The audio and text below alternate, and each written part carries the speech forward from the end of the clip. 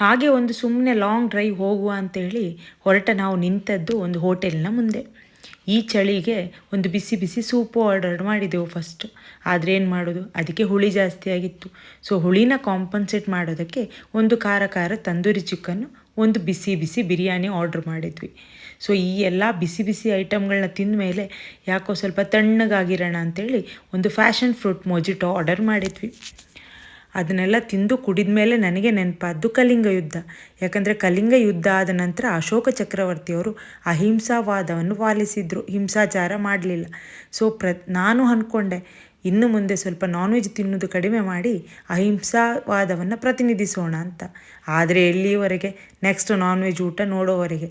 ಯಾಕಂದರೆ ಪ್ರತಿ ಸಲ ನಾನು ನನ್ನ ಪ್ಲೇಟ್ ನೋಡಿದ ಮೇಲೆ ಇದೇ ಥರ ಪ್ರತಿಜ್ಞೆ ಮಾಡಿದ್ದು, ಪಾಲಿಸಿದ್ದು ಎಲ್ಲಿಂದ.